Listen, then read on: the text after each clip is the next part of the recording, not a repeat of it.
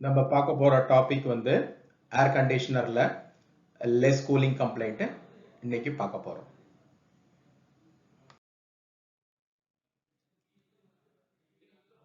இப்போ இண்டெக்ஸ்ல என்னென்ன நம்ம பார்க்க போறோம்னா கஸ்டமர் கிட்ட இருந்து ஃபீட்பேக் கேட்க போறோம், என்னென்ன ப்ராப்ளம் இருக்குன்ட்டு. சரியா? அதுக்கப்புறம் கொஸ்டின் கேட்குறோம் கஸ்டமர் கிட்ட.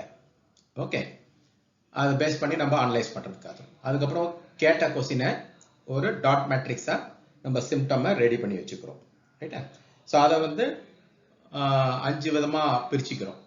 ஒன்று எலக்ட்ரிக்கல் ப்ராப்ளமா, எலக்ட்ரானிக்ஸ் ப்ராப்ளமா, மெக்கானிக்கல் ப்ராப்ளமா, இல்லை யூசேஜ் ப்ராப்ளமா, இல்லை சுற்றுப்புற சூழ்நிலை என்வரான்மெண்ட் ப்ராப்ளமா அப்படிங்கிறத நம்ம பிரிச்சுக்கிறோம். ரைட்டா? அதுக்கப்புறம் வந்ததை நம்ம ஸ்டெப் பை ஸ்டெப் நம்ம வந்து அதை ப்ராப்ளத்தை டயக்னஸ் பண்றோம். ஓகே, அதுக்கப்புறம் என்ன பண்றோம், உங்களுக்கு டயக்னஸ் பண்ணதை வந்து எப்படி வந்து ட்ரபிள் ஷூட் பண்றதுங்கிறத பார்த்து அதுக்கப்புறம் ட்ரபிள் ஷூட் பண்ணிட்டு அந்த ப்ராப்ளத்தை நம்ம ரிப்பேர் பண்ண போறோம். ஓகே, கஸ்டமர் ஃபீட்பேக்கை பேஸ் பண்ணி லெஸ் கூலிங்க்கு நம்ம டயக்னஸ் பண்ண போறோம். கஸ்டமர்கிட்ட என்னென்ன விதமான கொஸ்டின்ஸ் நம்ம கேட்க போறோம், அதுக்கு என்ன காரணம் கேள்விக்கு அப்படிங்கிறத இந்த இதில் பார்க்கலாம். கஸ்டமர் கிட்ட நம்ம ஏர் கண்டிஷனர்ல என்ன டெம்பரேச்சர் வச்சிருக்கீங்க அப்படின்னு நம்ம கேள்வி கேட்கிறோம். அதுக்கு காரணம் என்னன்னா கம்ப்ரஸர் எவ்வளவு நேரம் ஓடுது அப்படிங்கறத தெரிஞ்சுக்கிறதுக்காக நம்ம அந்த கேள்வி கேட்கிறோம். இரண்டாவது, ரிமோட் கண்ட்ரோல் என்ன மோடுல நம்ம செலக்ட் பண்ணி வச்சிருக்கோம் அப்படின்னு கஸ்டமர்கிட்ட கேள்வி கேட்கிறோம். அதுக்கு காரணம் என்னன்னா கூல் மோட்ல தான் வச்சிருக்கோமா இல்ல வேற ஏதாவது வச்சிருக்கோமான்னு தெரிஞ்சுக்கிறதுக்காக. மூன்றாவது கேள்வி, அந்த ரூம்குள்ள என்னென்ன பொருட்கள் வச்சிருக்காங்க, லைக் ஃப்ரிட்ஜ் வச்சிருக்காங்களா, இல்ல கம்ப்யூட்டர் வச்சிருக்காங்களா, இல்ல பல்பு இருக்குதா, இல்ல வேற ஏதாவது ஹீட் சோர்ஸ் இருக்குதா, அதுக்கப்புறம் ரூம்ல எத்தனை பேர் படுத்துக்கிறாங்க அப்படிங்கிறத நம்ம ஒரு கேள்வி கேட்கிறோம். எதுக்காகன்னா அந்த ரூமோட ஹீட் லோடு கால்குலேஷன் பண்றதுக்காக. ரைட்டா? அடுத்த கேள்வி, இந்த என்ன விதமான டன்னேஜ் கெப்பாசிட்டி உள்ள ஏசி நம்ம இதுல போட்டிருக்காங்க, 1 டன்னா 1.5 டன்னா 2 டன்னாங்கிறது கஸ்டமர்கிட்ட கேள்வி கேட்கிறோம். இதுக்கு என்ன காரணம், அந்த ஹீட் லோடுக்கும் அந்த போட்டிருக்க ஏசிக்கும் கரெக்டா இருக்கா இல்லையான்னு செக் பண்றதுக்காக அந்த கேள்வி கேட்கிறோம். அடுத்த கேள்வி, ரூமோட சைஸ் என்ன, ஜன்னல் என்ன, கண்ணாடி செவுரு அப்படிலாம் வந்து கேள்வி கேட்கிறோம். சரி, இது எதுக்காகன்னா இந்த ஹீட் லோடுக்கும் அந்த கொடுத்துருக்க ஏசி டன்னேஜுக்கும் கரெக்டா இருக்கா இல்லையான்னு தெரிஞ்சதுக்காக இந்த கேள்வியை நம்ம கேட்கிறோம். அடுத்த கேள்வி, ஃபில்டர் எப்பயாச்சும் ஏர் ஃபில்டரை கிளீன் பண்ணமான்னு கேட்கிறோம். ஸோ எதுக்காக அப்படின்னா ஏர் ஃபில்டர் அடைப்பு ஏற்பட்டிருக்கா இல்ல கிளீனா இருக்கான்னு தெரிஞ்சுக்கிறதுக்காக. ஓகே, அடுத்த கேள்வி, இதுக்கு முன்னாடி எப்போ நீங்க சர்வீஸ் பண்ணாங்க, பிஎம்எஸ் பண்ணது, எதுக்காகன்னா எவாபரேட்டர் காயில் கிளீனா இருக்கா இல்ல சோக்கா இருக்கான்னு தெரிஞ்சுக்கிறதுக்காக. அடுத்த கேள்வி,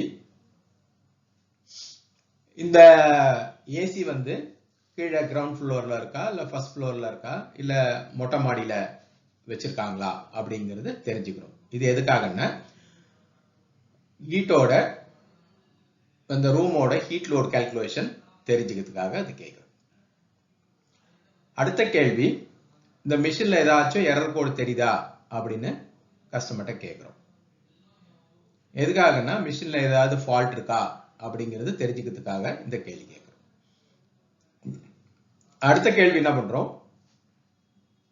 இதுக்கு முன்னாடி யாராவது ரிப்பேர் பண்ணாங்களா அப்படிங்கிற கேள்வி கேட்கிறோம். எதுக்காகன்னா ஏற்கனவே செஞ்சவங்க கரெக்டா தான் வேலை செஞ்சிருக்காங்களா வேலை செய்யலையா அப்படின்னு தெரிஞ்சுக்கிறதுக்காக இந்த கேள்வி நம்ம கேட்கிறோம். இப்ப நம்ம கஸ்டமர்கிட்ட கேட்ட கேள்வியை வச்சுட்டு லெஸ் கூலிங் சிம்டம்க்கு என்னென்ன டிஃபெக்ட் எல்லாம் இருக்கலாம் அப்படின்னு ஒரு டாட் மேட்ரிக்ஸ் ப்ரிப்பேர் பண்றோம். ஃபர்ஸ்ட் டிஃபெக்ட் என்ன, இன்கரெக்ட் வோல்டேஜா இருக்கலாம். ரெண்டாவது defect incorrect mode selection, remote கண்ட்ரோல்ல மோடு நீங்க தப்பா வச்சிருக்கலாம். மூன்றாவது வந்து wet service or dry service, பண்ணல, அதனால உங்களுக்கு ஃபில்டர் ஆர் காயில் பிளாக் ஆயிருக்குன்னு சொல்றோம். நாலாவது, அடிக்கடி கதவை திறந்து மூடுறதுனால வெளியில இருந்து சூடு காத்து உள்ள போறதுனால ஒரு டிஃபெக்டா இருக்கலாம். Improper insulation of IDU ODU position. So இன்டோரும் அவுட்டோரும் ப்ராப்பரா இன்சுலேஷன் பண்ணல, அது ஒரு டிஃபெக்டா இருக்கலாம். அடுத்தது air short cycling, air circulation problem on indoor. So இன்டோர்ல வந்து காத்து வந்து ஷார்ட் சைக்கிள் ஆகுது, இல்லைன்னா ப்ராப்பரா ஏர் சர்க்குலேஷன் ஆகலைன்னு சொல்றோம். அடுத்தது short cycling of hot air around the ODU. So outdoor யூனிட்லயும் காத்து வந்து ஷார்ட் சைக்கிளிங் ஆகுது, ப்ராப்பர் கண்டென்சேஷன் நடக்கல. அடுத்தது ஐடியூ ப்ளோயர் மோட்டார் டிஃபெக்டா இருக்கலாம். அடுத்தது ஐடியூ பிசிபி ப்ராப்ளமா இருக்கலாம். ரூம் டெம்பரேச்சர் சென்சார் டிஃபெக்டிவா இருக்கலாம். ஓடியூ கெப்பாசிட்டர் டிஃபெக்டா இருக்கலாம். ஓடியூ ஃபேன் மோட்டர் டிஃபெக்டா இருக்கலாம். இல்ல கேஸ் லீக் பார்ஷியல் லீக் ஆயிருக்கலாம். கம்ப்ரஸர் ட்ரிப் ஆகுது, ஓஎல்பி ஃபெயிலியர் ஆர் போர் பம்பிங்கா இருக்கலாம். இன்டோர் டு அவுட்டோர் வரக்கூடிய இன்டர் கனெக்டிங் பைப் வந்து பிஞ்ச் ஆயிருக்கலாம். More heat load or AC under capacity. Room size பெருசா இருக்கலாம், நம்ம போட்டிருக்க ஏசி வந்து அண்டர் கெப்பாசிட்டியா இருக்கலாம். இதெல்லாம் தான் நம்ம லெஸ் கூலிங் சிம்டத்துக்கான டிஃபெக்ட்னு ஐடென்டிஃபை பண்ணியிருக்கோம். இப்போ என்ன பண்றோம், 5 விதமான கேட்டகரியா பிரிச்சுக்கிறோம் டிஃபெக்ட்ஸை. Electrical failure, electronic failure, mechanical failure, usage failure and environment கண்டிஷனால ஏற்படக்கூடிய டிஃபெக்ட்ஸ். எலக்ட்ரிக்கல்ல வோல்டேஜ் ப்ராப்பரா இல்லை அப்படிங்கிறத எலக்ட்ரிக்கல் எடுத்து வந்துடுறோம். ஓடியோட ஃபேன் மோட்டர் கெப்பாசிட்டர் டிஃபெக்டை எலக்ட்ரிக்கல் எடுத்து வந்துடும். ஓஎல்பி ஃபெயிலியர் வந்து எலக்ட்ரிக்கல் டிஃபெக்ட்ல எடுத்து வந்துடும். அடுத்தது எலக்ட்ரானிக்ஸ்ல இன்டோர் பிசிபியும் ரூம் சென்சாரும் டிஃபெக்டா எடுத்து வந்துடுறோம். மெக்கானிக்கல் ஃபெயிலியர்ல compressor, gas leak partially, pinching of interconnecting pipe. So interconnecting பைப்பை பிஞ்ச் ஆயிருக்கு, நசுங்கி இருக்கு. யூசேஜ் உள்ள ப்ராப்பரான மோடு செலக்ட் பண்ணல, இல்ல வெளியில இருந்து காத்து உள்ள வருது, அது யூசேஜ். அடுத்தது என்வரான்மெண்ட் கண்டிஷன். அதுல பிஎம் சர்வீஸும் வெளியே இருக்கக்கூடிய டெம்பரேச்சர், ஆம்பியன்ட் டெம்பரேச்சரை வந்து என்வரான்மெண்ட் கண்டிஷன்ல நம்ம டிஃபெக்டா பிரிக்கிறோம். ஃபர்ஸ்ட் செக் பாயிண்ட் வோல்டேஜ் கரெக்டா இருக்கான்னு செக் பண்றோம். வோல்டேஜ் கரெக்டா இருந்ததுன்னா ஓகே. வோல்டேஜ் கம்மியா இருந்தது, ஏதாவது இஷ்யூ இருந்ததுன்னா நம்ம கஸ்டமருக்கு ஒன்று ஸ்டெபிலைசர் ரெக்கமெண்ட் பண்ணலாம், இல்லைன்னா எலக்ட்ரிஷியனை கூப்பிட்டு எலக்ட்ரிக்கல் ஃபெயிலியர் ரெக்டிஃபை பண்ண சொல்லலாம். ரெண்டாவது, ரிமோட் கண்ட்ரோலில் என்ன மோடு வச்சுருக்காங்கன்னு பார்க்கலாம். இப்போ கஸ்டமர் கரெக்டான மோடில் தான் வச்சுருக்காங்கன்னா ஓகே. இன்கேஸ் வேறு ஏதாவது மோடில் வச்சுருந்தாங்கன்னா கஸ்டமருக்கு எஜுகேட் பண்ணணும். மூணாவது, இன்டோரில் இருக்க ஃபில்டர் ஆர் காயில் ஏதாச்சும் அடைப்பு இருக்கான்னு செக் பண்ணணும். நல்லா இருந்ததுன்னா ஓகே. இன்கேஸ் அதில் அடைப்பு இருந்ததுன்னா பிஎம் சர்வீஸை நம்ம பண்ணணும். அடுத்தது, அடிக்கடி கதவை திறக்கிறாங்க, இல்லை வெளியிலேருந்து சூடு காற்று உள்ள வருது அப்படின்னு செக் பண்ணணும். அப்படி ஒன்றும் இல்லை அப்படின்னா ஓகே. இன்கேஸ் அது மாதிரி இருந்தது அப்படின்னா கஸ்டமரை எஜுகேட் பண்ணி அந்த ஓட்டையை அடைக்க சொல்லி சொல்லணும். அடுத்தது, இன்டோரோட லொக்கேஷன் கரெக்டாக இருக்கான்னு செக் பண்ணணும்.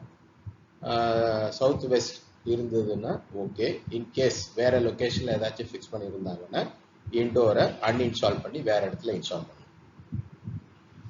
அதுக்கு அடுத்தது, உங்களுக்கு மொட்டை மாடியா இருந்ததுன்னா மேலேருந்து ஹீட் ரேடியேஷன், இல்லை வெஸ்ட் வாலா இருந்தால் ஹீட் ரேடியேஷன் நிறைய உள்ளுக்குள்ள வருதான்னு பார்க்கணும். இன்கேஸ் அது அப்படி இல்லை, நார்மலாக தான் ஃபிக்ஸ் பண்ணியிருக்காங்க அப்படின்னா ஓகே. இன்கேஸ் அது மாதிரி ஃபிக்ஸ் பண்ணியிருந்தாங்க அப்படின்னா கஸ்டமரை எஜுகேட் பண்ணணும். வால் இன்சுலேஷன் பண்ண வேண்டியிருக்கும், இல்லைன்னா மேலே ஃபால்ஸ் ரூஃப் போட வேண்டியிருக்கும், ரெக்கமெண்ட் பண்ணலாம். இல்லை ஜன்னல் இருந்தது அப்படின்னா கிளாஸ் ஜன்னல் வழியாக ரேடியேஷன் இருக்கும், ஸோ அதுக்கு கர்டன்ஸ் போட சொல்லி கஸ்டமர் ரெக்கமெண்ட் பண்ணலாம். இன்டோர் ப்ளோயர் மோட்டர் நல்லா இருக்கான்னு செக் பண்ணலாம். நல்லா இருந்ததுன்னா ஓகே. இன்கேஸ் அது ஏதாவது பழுதடைந்ததுன்னா உங்களுக்கு ப்ளோயர் மோட்டர் ரீப்ளேஸ் பண்ணலாம். இன்டோர் பிசிபி நல்லா இருக்கான்னு செக் பண்ணணும். இன்டோர் பிசிபி நல்லா இருந்ததுன்னா ஓகே. இன்கேஸ் டிஃபெக்டிவாக இருந்ததுன்னா இன்டோர் பிசிபி மாற்ற சொல்லி ரெக்கமெண்ட் பண்ணணும். அடுத்தது, அவுட்டோர் லொகேஷன் வச்சிருக்கிற இடத்துல வந்து காற்று நல்லா ஃப்ரீயாக வருதா, இல்லை டைரக்ட் சன்லைட் எக்ஸ்போஷர் இல்லாமல் அதுக்கு ஷேடு கொடுத்துருக்காங்களா செக் பண்ணணும். அதெல்லாம் கொடுத்துருந்தாங்கன்னா ஓகே. இன்கேஸ் அது மாதிரி இல்லைன்னா நம்ம அவுட்டோரோட லொக்கேஷனும் இல்லை ஏரியா அந்த அவுட்டோர் யூனிட்டுக்கு மேலே ஒரு மறைப்பை ஏற்படுத்தி கொடுக்கணும். அடுத்தது அவுட்டோர் மோட்டார் நல்லா இருக்கான்னு செக் பண்ணுறோம். நல்லா இருந்ததுன்னா ஓகே. இன்கேஸ் ப்ராப்ளம் ஆகிருந்ததுன்னா அவுட்டோர் மோட்டரை ரீப்ளேஸ் பண்ணுறோம். அவுட்டோரில் இருக்க கெப்பாசிட்டர் நல்லா இருக்கான்னு செக் பண்ணுறோம். டிஃபெக்டிவாக இருந்தால் மாற்றணும். நல்லா இருந்ததுன்னா ஓகே. அதுக்கு அடுத்தது கம்ப்ரஸர் நல்லா இருக்கான்னு செக் பண்ணுறோம். இன்கேஸ் கம்ப்ரஸர் நல்லா இருந்ததுன்னா ஓகே. நல்லா இல்லைன்னா கம்ப்ரஸர் இல்லை ஓஎல்பி ரீப்ளேஸ் பண்ண வேண்டியிருந்ததுன்னா ரீப்ளேஸ் பண்ணணும். இன்டர் கனெக்டிங் பைப் நல்லா இருக்கான்னு செக் பண்ணிக்கணும். அது எதுவும் பிச்சஸ் இல்லைன்னா ஓகே. இன்கேஸ் ஏதாவது பிச்சஸ் இருந்தது அப்படின்னா அதை ரிப்பேர் பண்ணணும். அதுக்கு அடுத்தது கேஸ் ப்ரெஷர் நல்லா இருக்கான்னு செக் பண்ணிக்கிறீங்க. நார்மலாக இருந்ததுன்னா ஓகே. இன்கேஸ் நார்மலாக இல்லைன்னா கேஸ் சார்ஜிங் நம்ம ரீஃபில் பண்ணணும். அடுத்தது எலக்ட்ரிக்கல் சாக்கெட்டை எப்படி டெஸ்ட் பண்ணுறது அப்படிங்கிறத நம்ம பார்க்கலாம். நம்ம என்ன பண்ணுறோம், கிளாம்ப் மீட்டரை எடுத்துக்கிறோம்.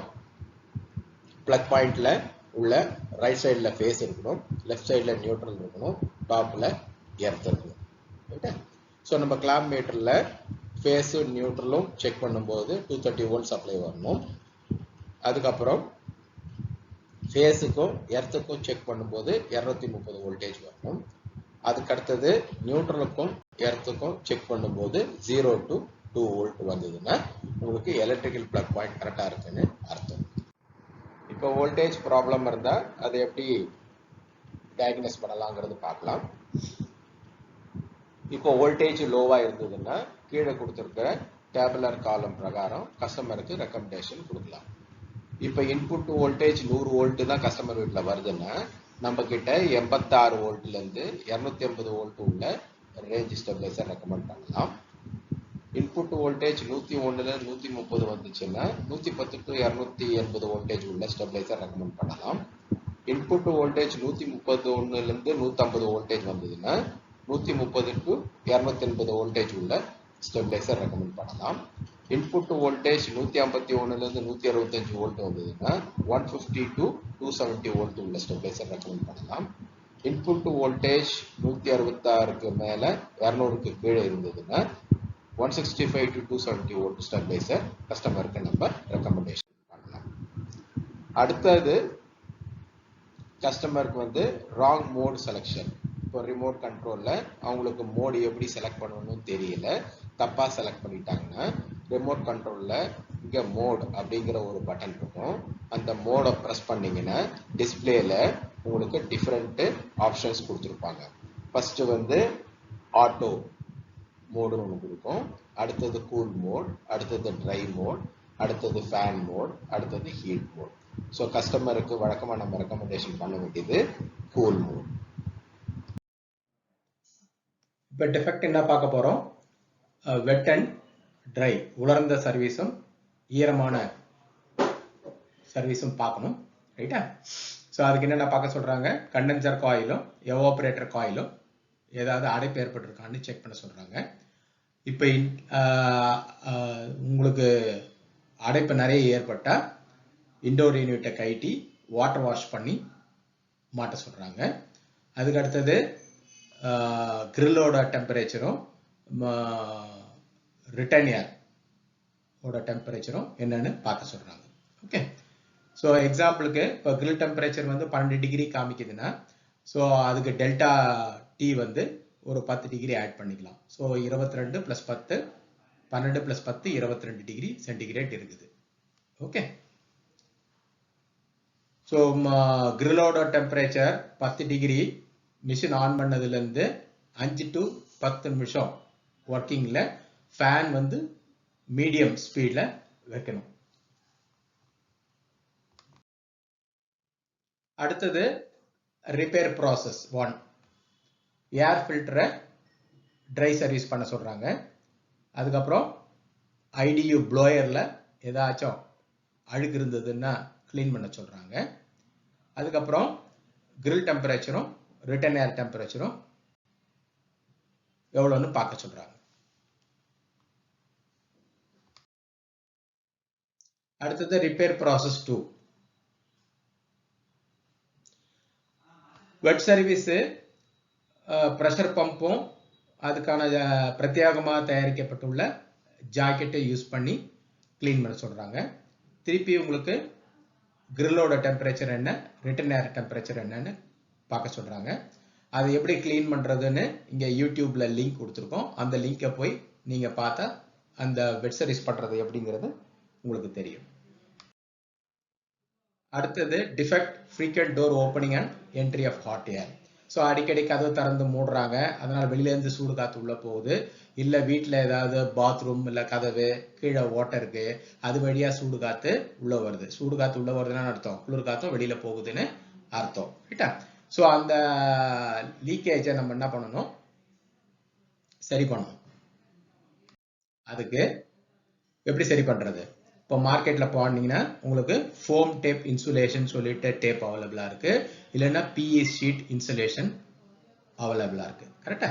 ஸோ இது ரெண்டுத்துமே வந்து உங்களுக்கு எங்க கேப் இருக்கோ அந்த கேப்ல இதை ஃபிக்ஸ் பண்ணுங்க.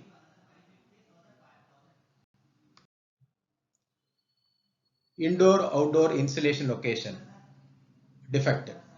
ஸோ அதுக்கு என்னென்ன செக் பண்ண சொல்றாங்க? ஸோ இன்டோர் லொகேஷன் கரெக்டாக இருக்கா, அவுட்டோர் லொகேஷன் கரெக்டாக இருக்கான்னு ஃபர்ஸ்ட் பார்க்க சொல்றாங்க. அதுக்கப்புறம் அடுத்து என்ன பார்க்க சொல்றாங்க, கண்டென்சிங் யூனிட் வந்து சவுத் வெஸ்ட் டைரக்ஷன்ல வச்சிருக்காங்கன்னா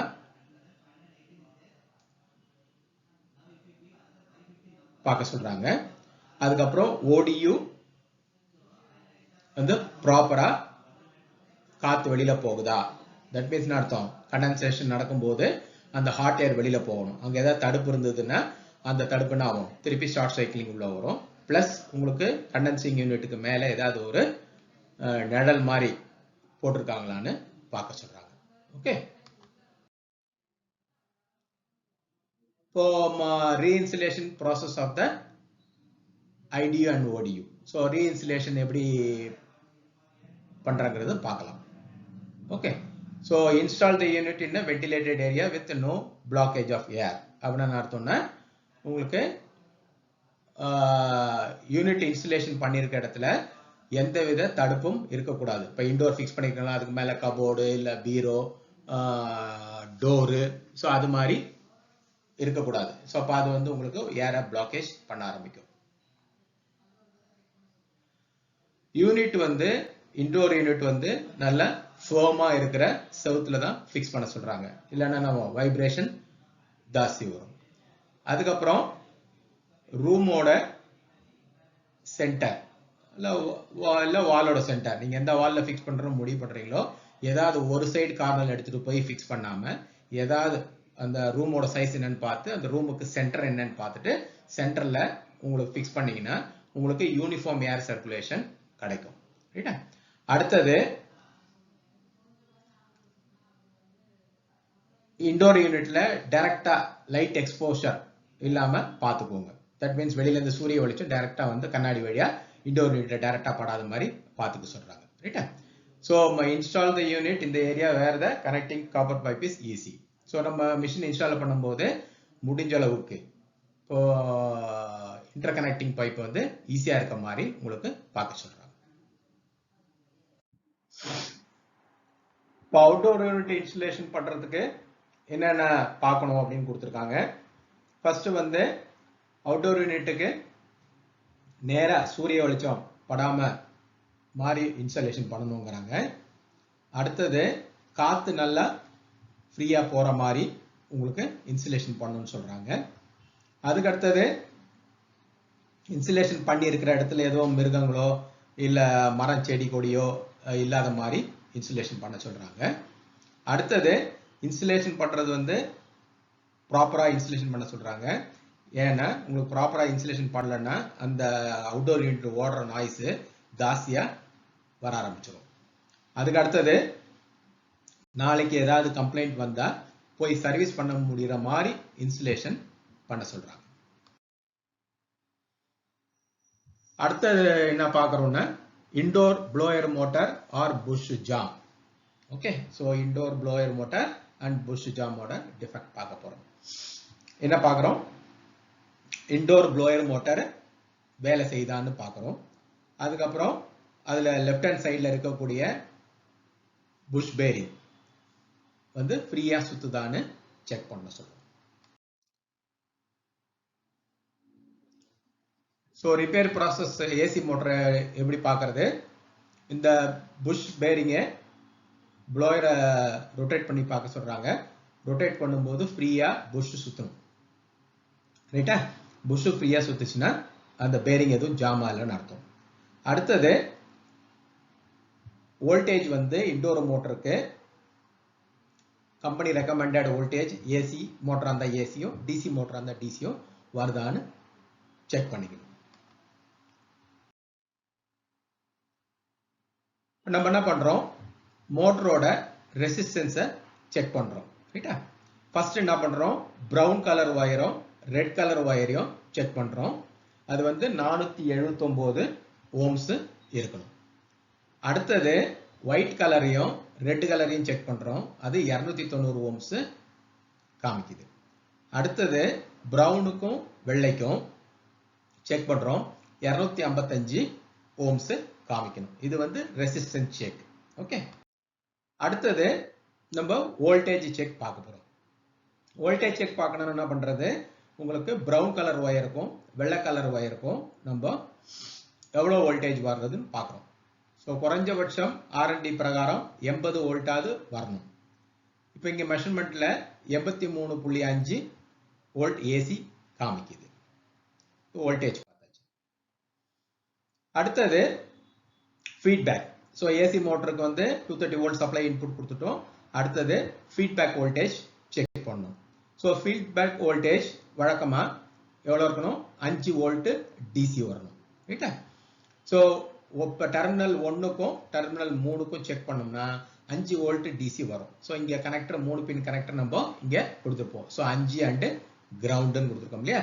ஸோ இந்த இடத்துல நம்ம வச்சு பார்த்தோம்னா உங்களுக்கு 5 வோல்ட் டிசி வரணும். வந்துருச்சுன்னா பிசிபி நல்லா இருக்குன்னு அர்த்தம்.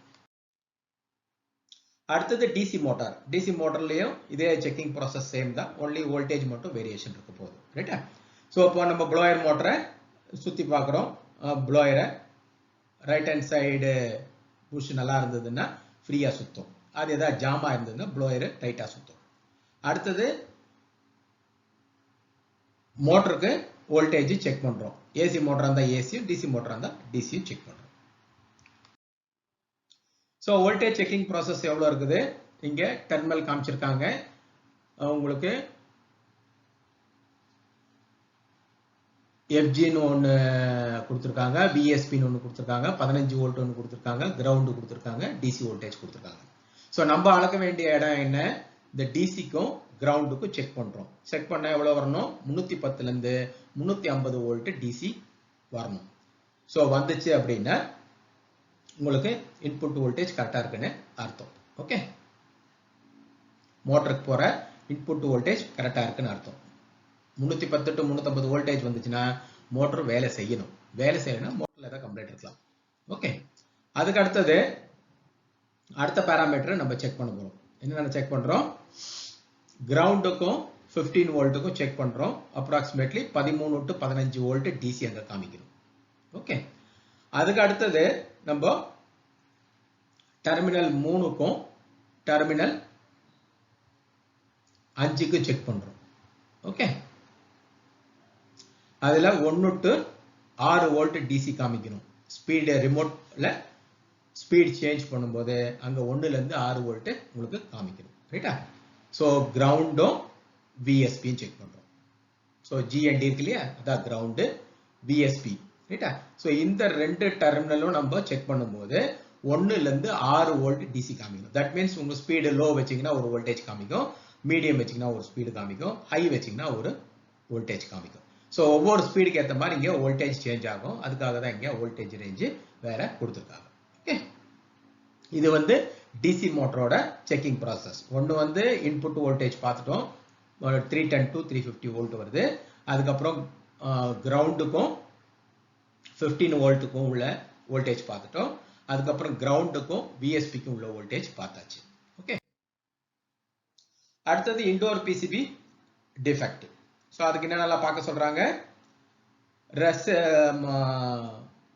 சென்சாரோட ரெசிஸ்டன்ஸ் வேல்யூ மாறுதான்னு செக் பண்ண சொல்றாங்க. டெம்பரேச்சர் மாற மாற இந்த ரெசிஸ்டன்ஸ் வேல்யூ மாறும். அதுக்கு நம்ம என்ன பண்ணலாம், சிம்பிள் ப்ராசஸ், சென்சாரை கையில தேய்ச்சி சூடு பண்ணி ரெசிஸ்டன்ஸ் வேல்யூ குறைதான்னு பார்க்கலாம், இல்ல ஐஸ்ல வச்சு கூடுதான்னு பார்த்துக்கலாம். Check the voltage at room temperature, room sensor jack. Room sensor ஜாக்ல வோல்டேஜ் வருதான்னு செக் பண்ணி சொல்றாங்க. அதுக்கப்புறம் பிசிபி ரிலேவை செக் பண்ண சொல்றாங்க. ஓகே, சோ இது 3 செக் பாயிண்ட்.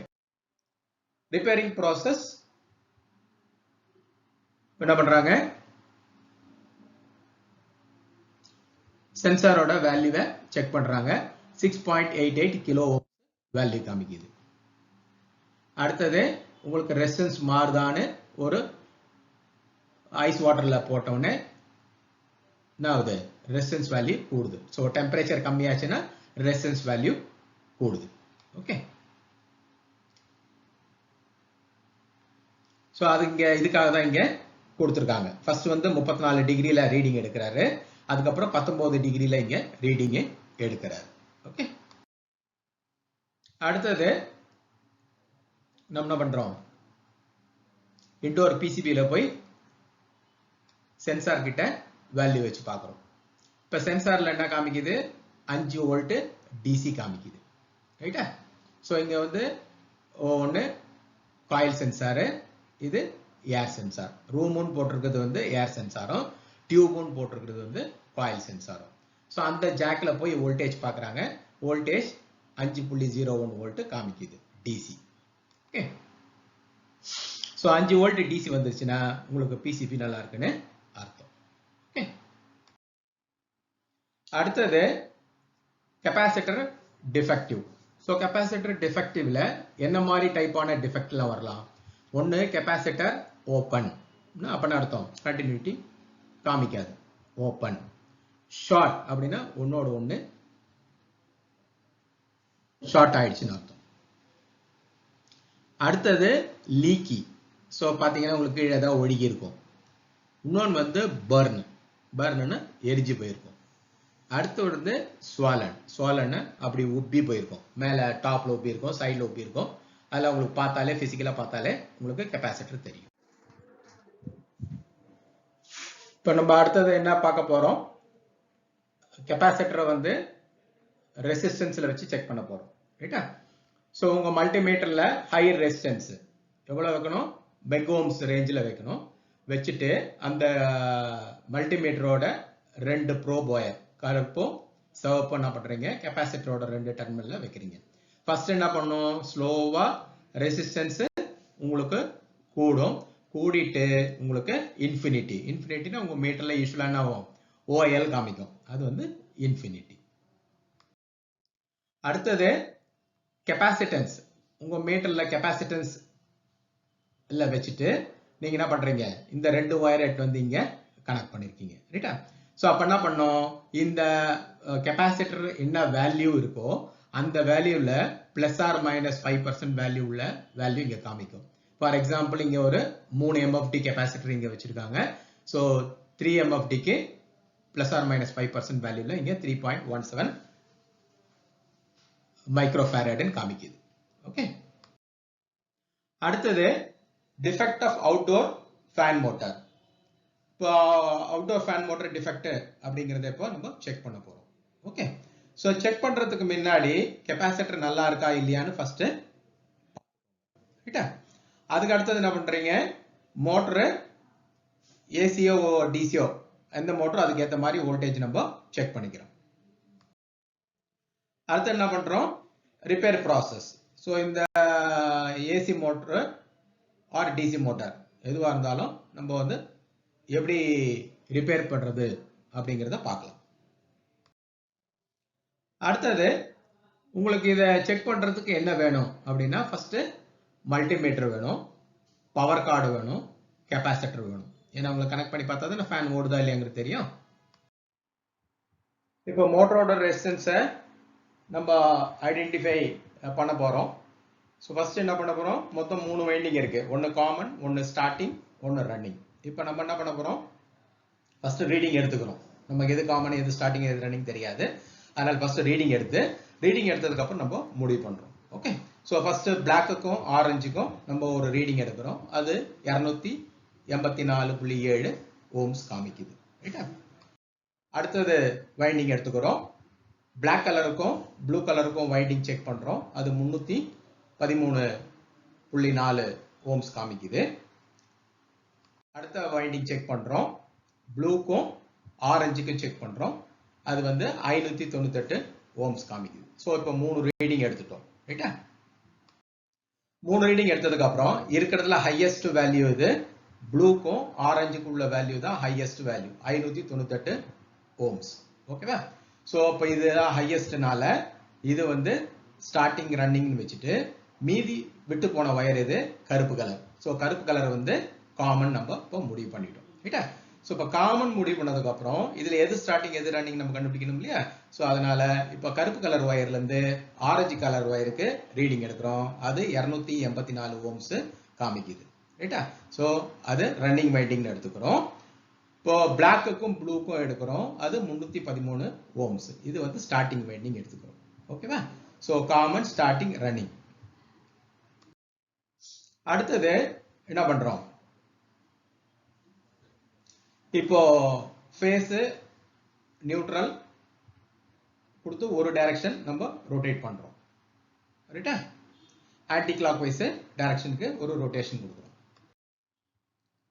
அதுக்கப்புறம் டிசி மோட்டரை எப்படி ரிப்பேர் பண்றதுங்கிறத நம்ம பார்க்கலாம். ஃபர்ஸ்ட் என்ன பண்றோம், ஸோ பிசிபில இருந்து வோல்டேஜ் வருதா இல்லையாங்கிறது ஃபர்ஸ்ட் முடிவு பண்ணிக்கணும். அதுக்கப்புறம் மோட்டருக்கு நம்ம போறோம். ரைட்டா. ஸோ உள்ள டிரைவர் போர்டு கொடுத்துருக்காங்க. அவுட்டோர் யூனிட்ல டிரைவர் போர்டு ஒன்று இருக்கு. அதோட இன்புட் வோல்டேஜ் எடுத்துட்டீங்கன்னா அதுக்கு 230 வோல்ட் சப்ளை நம்ம கொடுக்குறோம். ஓகே. ஸோ இதுல வந்து வோல்டேஜ் பார்த்தீங்கன்னா உங்களுக்கு பிளாக்குக்கும் எல்லோக்கும் செக் பண்றோம். 0 to 6 வோல்ட் காமிக்கணும் டிசி. ரைட்டா. ஸோ இது வந்து விஎஸ்பி அண்ட் கிரவுண்ட். எந்த டெர்மினல் செக் பண்ணோம், விஎஸ்பி அண்ட் கிரவுண்ட் செக் பண்ணா அதோட கலர் ஆஃப் த வயர் வந்து பிளாக் அண்ட் எல்லோ. வோல்டேஜ் எவ்வளவு இருக்கணும், 0 to 6 வோல்ட் டிசி இருக்கணும். ஓகே. அடுத்தது விசிசி டு கிரவுண்ட் செக் பண்றோம். கலர் ஆஃப் த வயர் என்ன, ஒயிட்டும் பிளாக்கும். எவ்வளவு வோல்டேஜ் இருக்கணும், 9ல இருந்து 10 வோல்ட் டிசி காமிக்கணும். ஸோ இதெல்லாம் வந்து கண்ட்ரோல் போர்டு உள்ளுக்குள்ள இருக்கிற கனெக்டர் மார்க் பண்ணிருக்கிறது. அடுத்த கனெக்ஷன் என்ன பண்றோம், விஎம்க்கும் கிரவுண்டுக்கும் செக் பண்றோம். கலர் ஆஃப் த ஒயர் வந்து ரெட் அண்ட் பிளாக். எவ்வளவு வோல்டேஜ் இருக்கணும், 0 to 390 வோல்ட் டிசி காமிக்கணும். ஸோ இங்க 313 வோல்ட் டிசி காமிக்குது. ஓகே. அடுத்தது கேஸ் லீக் டெஸ்ட் பார்க்குறோம்.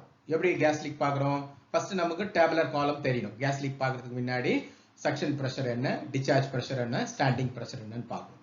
ஸோ R22 ரெஃப்ரிஜரண்ட்டுக்கு 65 to 70 PSI வந்து சக்ஷன் பிரஷரும், டிஸ்சார்ஜ் பிரஷர் வந்து 300 PSI. டிஸ்சார்ஜ் பிரஷர் 300 PSI இருக்கணும். அதுக்கு அடுத்தது ஸ்டாண்டிங் பிரஷர் at 25 டிகிரி வந்து 150 PSI இருக்கணும்.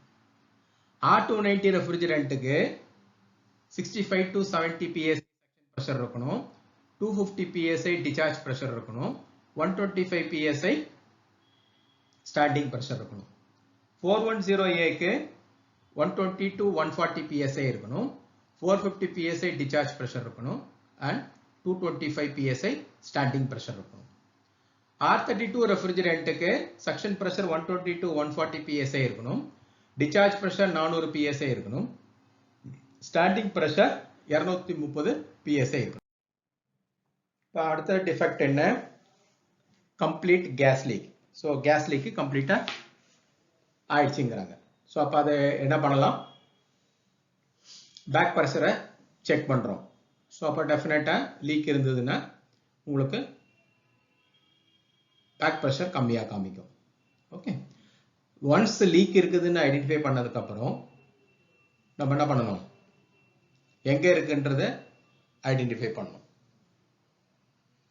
அதுக்கப்புறம் அந்த லீக்கேஜை சரி பண்ணணும்.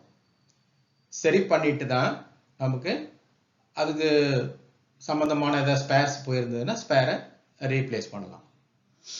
அதுக்கப்புறம் கேஸ் சார்ஜிங் பை வெயிட் தான் நம்ம சார்ஜ்.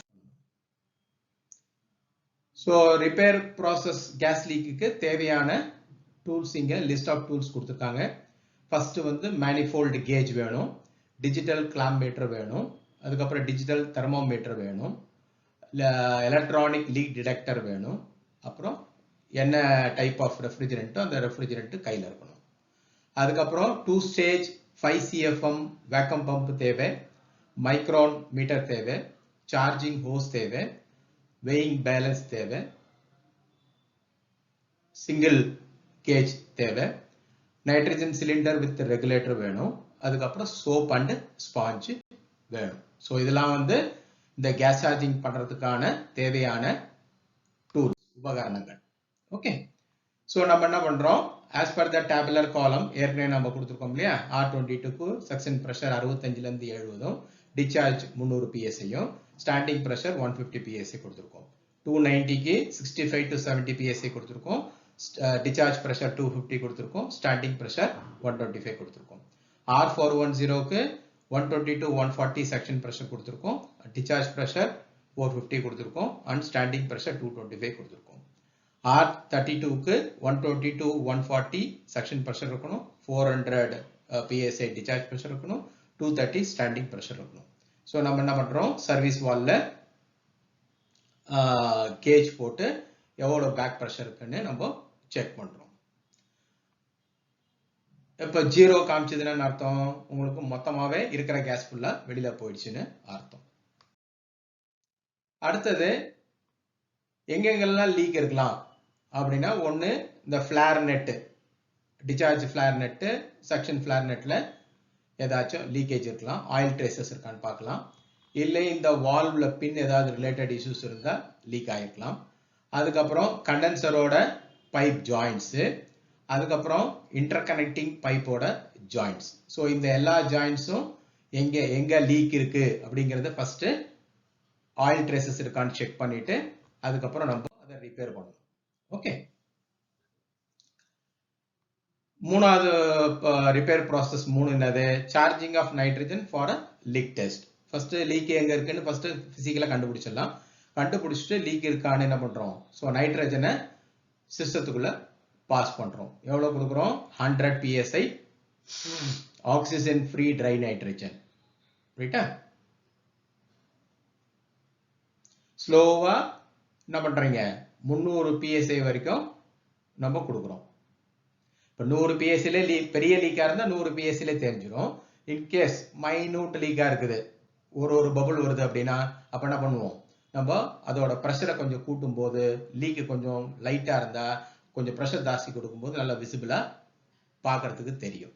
ரைட்டா, ஸோ அது மாதிரி நம்ம லீக் டெஸ்ட்டை ஃபர்ஸ்ட் நைட்ரஜன் யூஸ் பண்ணி ஐடென்டிஃபை பண்றோம். அதுக்கடுத்து என்ன பண்றோம், உங்களுக்கு சோப் சொல்யூஷன் மெத்தட் ஒன்று இருக்குது, இன்னொன்று வந்து எலக்ட்ரானிக் லீக் டிடெக்டர் மெத்தட் இருக்கு. ஸோ லீக்கை கண்டுபிடிக்கிறது 2 மெத்தட் இருக்கு. ஃபர்ஸ்ட் நைட்ரஜன் நம்ம ஃபில்அப் பண்ணிட்டு ப்ரெஷர் ஹோல்ட் பண்ணிட்டு, அதுக்கப்புறம் எங்கெங்கெல்லாம் ஜாயிண்ட்ஸ் இருக்கோ அங்கெல்லாம் வந்து சோப் சொல்யூஷன் அப்ளை பண்ணோம்னா இன்கேஸ் ஏதாவது லீக் இருந்துன்னா அங்கேருந்து முட்டை முட்டையா வரும். ஸோ அதை வச்சு லீக் கண்டுபிடிக்கலாம். இல்லைன்னா leak detector, electronic leak detector அவைலபிளா இருக்கு. ஸோ அதை யூஸ் பண்ணி கேஸ் லீக் இருந்ததுன்னா உங்களுக்கு லீக் டிடெக்ஷன் பார்க்கலாம். அப்புறம் என்ன பண்றோம், அடுத்தது கேஸ் லீக்கை சரி பண்றோம்.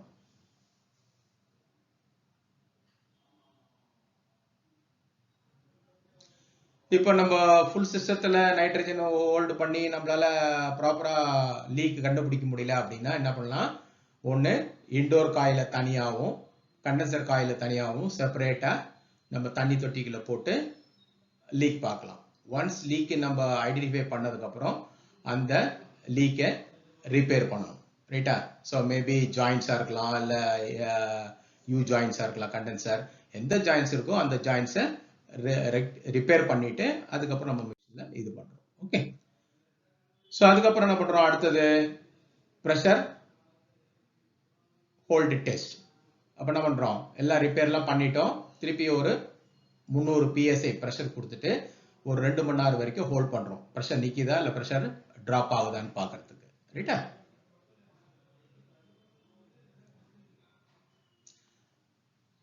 இப்போ ஒன்றும் இல்லை, லீக் இல்லை, எல்லாம் கரெக்டாக இருக்கு, ப்ரெஷர் அப்படியே மெயின்டைன் ஆகுது அப்படின்னா அதுக்கப்புறம் நைட்ரஜனை சிஸ்டத்துலேருந்து நம்ம எடுத்துடுறோம். ஓகே, ஸோ எடுத்ததுக்கு அப்புறம் என்ன பண்ணுறோம், நம்ம வந்து அடுத்தது வேக்கமைசேஷன் பண்ணணும். ஓகேவா? ஸோ வேக்கம் பண்ணும்போது நம்ம என்ன யூஸ் பண்ணுறோம், 2 ஸ்டேஜ் 5 CFM வேக்கம் பம்பை யூஸ் பண்ணி அட்லீஸ்ட் ஃபார் 1 hour வேக்கம் பண்ணணும். ரைட்டா? இன்னொரு மெத்தட் வந்து உங்களுக்கு நம்ம மைக்ரான் கேஜை யூஸ் பண்ணி 1000 மைக்ரான் வர வரைக்கும் வேக்கம் பண்ணணும். ஒன்று வந்து டைம் கணக்கு, இன்னொன்று வந்து மைக்ரான் கேஜை யூஸ் பண்ணி மைக்ரான் எவ்வளோ வருதுங்கிறத வச்சு நம்ம வேக்கமை மெஷர் பண்ணிக்கலாம். ரைட்டா? பெஸ்ட் மெத்தட் வந்து மைக்ரான் கேஜை யூஸ் பண்ணி நம்ம 1000 மைக்ரான் வர்ற வரைக்கும் வேக்கம் பண்ணிட்டோம்னா பர்ஃபெக்டா வேக்கம் ஆயிருக்கும். ஸோ ஃபர்ஸ்ட் இந்த ரிப்பேர் டயக்னஸ் கேஸ் லீக்கு என்ன பண்றாங்க, ஃபர்ஸ்ட் வந்து நீங்க வால்வோட கேனை க்ளோஸ் பண்ணிக்க சொல்றாங்க. அதுக்கப்புறம் மேனிஃபோல்டோட A அண்ட் B ஓபன் பண்ண சொல்றாங்க. அதுக்கப்புறம் வேக்கம் பம்பை ஆன் பண்ண சொல்றாங்க. வேக்கம் பம்ப் ஆன் பண்ணி மைக்ரான் கேஜில் 1000 மைக்ரான் வர வரைக்கும் வெயிட் பண்ணிட்டு 1000 மைக்ரான் வந்த உடனே உங்களுக்கு மேனிஃபோல்டு கேஜோட ஏவும் பியும் க்ளோஸ் பண்ண சொல்றோம். ரைட்டா? அதுக்கப்புறம் என்ன பண்றோம், வேக்கம் பம்பை ஸ்டாப் பண்ணிட்டு அடுத்தது நம்ம என்ன பண்றோம், இத வெயிங் ஸ்கேல டார் பட்டனை பிரஸ் பண்ணி 0 ஆக்கிடுறோம். ஃபர்ஸ்ட் ஆக்கினதுக்கு அப்புறம் நம்ம என்ன பண்றோம், வால்வோட கேனை ஸ்லோவா ஓபன் பண்றோம். அதுக்கப்புறம் என்ன பண்றோம், மேனிஃபோல்ட் கேஜ்ல இருக்க வால்வ் ஏவை ஸ்லோவா ஓபன் பண்றோம். அந்த சமயத்துல வால்வ் பி க்ளோஸ்ல தான் இருக்கணும். ஓகே, அடுத்தது ரெஃப்ரிஜரண்ட் ஸ்லோவா உனக்கு ஏசிக்குள்ள உள்ள போகுது. நம்ம என்ன செக் பண்ணோம்னா அந்த மிஷின்ல எவ்வளவு கிராம் குவான்டிட்டி கொடுத்துருக்காங்களோ அந்த கிராம் வரைக்கும் போதான்னு நம்ம பார்த்துக்கணும்.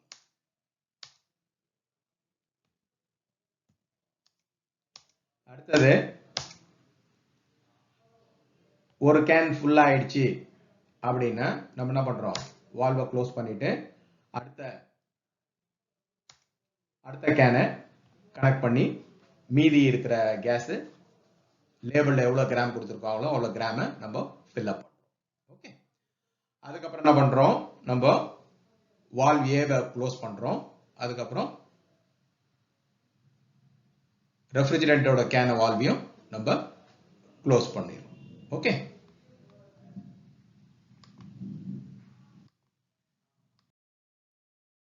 அடுத்து என்ன பண்றோம், நம்ம கரெக்டா இது பண்ணியிருக்கோமான்னு நம்ம ப்ரெஷர் செக்கிங் பார்க்குறோம். நம்ம ஆஸ் பர் த டேபிள் பிரகாரம் சார்ஜ் ஆயிருக்கா அப்படிங்கிறத பார்த்துக்கிறோம். ஓகே, அதுக்கப்புறம் டெம்பரேச்சர் மெஷர் பண்றோம். ஸோ டெம்பரேச்சர் எப்படி மெஷர் பண்றது, ஏசி யூனிட் ஆன் பண்ணிட்டு உங்களுக்கு ஒரு 10 to 15 நிமிஷம் ஓட விடணும். ஏசியை ஓட விட்டதுக்கு அப்புறம் நம்ம ரூம்ல இருக்கிற டெம்பரேச்சருக்கும் சப்ளை ஏருக்கும் ரிட்டர்ன் ஏருக்கும் 10 to 12 டிகிரி வித்தியாசம் காமிக்கணும் ஒரு பேராமீட்டர். ரெண்டாவது பேராமீட்டர் கிரில்லோட டெம்பரேச்சர் வந்து ஒரு 20 to 30 நிமிஷத்துக்குள்ள 10 to 12 டிகிரி வரணும். ஸோ இந்த ரெண்டு பேராமீட்டரும் கரெக்டா இருக்கான்னு பார்த்துக்கணும். ஸோ சப்ளை ஏருக்கும் ரிட்டர்ன் ஏருக்கும் 10 to 12 டிகிரி வித்தியாசம் இருக்கணும். மிஷின் ஓடி அரை மணி நேரத்துக்குள்ள கிரில் டெம்பரேச்சர் 10 to 12 டிகிரி வரணும். பிளஸ் ஆம்பியரேஜ் அடுத்தது செக் பண்றோம். ஸோ ஆம்பியரேஜில் என்ன லேபிள்ல ஆஸ் பர் த லேபிள் கொடுத்துருக்காங்களோ அந்த லேபிள் பிரகாரம் ஆம்பியரேஜ் காமிக்குதான்னு நம்ம செக் பண்ணிக்கணும். ஸோ அடுத்தது ஸோ கம்ப்ரஸர் வந்து மெக்கானிக்கல் டிஃபெக்ட் லோ பம்பிங் இருந்ததுன்னா நம்ம என்ன பண்றோம், ஆம்பியரேஜ் வந்து எவ்வளோ இருக்குன்னு நம்ம செக் பண்றோம். ஆஸ் பர் த லேபிள் பிரகாரம் ஆம்பியரேஜ் காமிச்சதுன்னா நல்லா இருக்கு. இப்போ லோ பம்பிங்கா இருந்ததுன்னா வரக்கூடிய இதை விட உங்களுக்கு ரேஞ்சை விட லோவா காமிக்கும் ஆம்பியரேஜ். ஓகே. அப்புறம் சக்ஷன் பிரஷரை பார்க்குறோம். சக்ஷன் பிரஷர் வந்து நார்மல் சக்ஷன் பிரஷரை விட ஜாஸ்தி இருக்கும். ஸோ இந்த ரெண்டு பேராமீட்டர் வச்சு நம்ம ஒரு முடிவு பண்ணிடலாம். ரைட்டா? ஒன்று வந்து கரண்ட், ஒன்று வந்து சக்ஷன் பிரஷர். ஓகே. லோ பம்பிங்க்கு எப்படி ரிப்பேர் பண்றது? ரைட்டா? இப்போ லோ பம்பிங் வந்து என்ன பண்ண போறோம்? கம்ப்ரஸரை டீப்ரேஸ் பண்ணி எடுத்துட்டு வேற புது கம்ப்ரஸர் சேம் மாடலு நம்ம அதில் ஃபிட் பண்றோம். ஓகே. நம்ம டிஃபெக்ட் வந்து pinching of a connecting pipe. So indoor to outdoor போகிற பைப்பில் ஏதோ ஒரு இடத்துல பிஞ்ச் ஆயிருக்கு. ரைட்டா? ஸோ ஒன்று வந்து பிஞ்சிங் சரி பண்ண முடியும்னா சரி பண்ணலாம். சரி பண்ண முடியலன்னா அந்த ஏரியாவை கட் பண்ணி எடுத்துட்டு வேற புது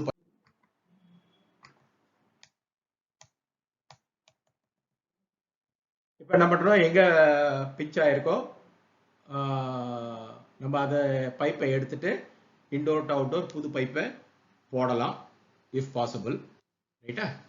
அதுக்கப்புறம் இன்கேஸ் அது கஸ்டமர் அலோவ் பண்ணலை அப்படின்னா நம்ம எந்த இடத்துல பிஞ்ச் ஆயிருக்கோ அந்த இடத்துல பைப்பை கட் பண்ணி திருப்பி ரீப்ரேஸ் பண்ணி அதை கரெக்ட் பண்ணிக்கலாம். ரீப்ளேஸ் பண்ணதுக்கப்புறம் ஏதாவது லீக் இருக்கான்னு நம்ம செக் பண்ணிக்கணும். ஸோ லீக் இல்லை அப்படிங்கிறது கன்ஃபார்ம் பண்ணதுக்கப்புறம் நம்ம ரெஃப்ரிஜரண்ட் சார்ஜை பைப் லைனை ஓப்பன் பண்ணி விடலாம். தேங்க்யூ.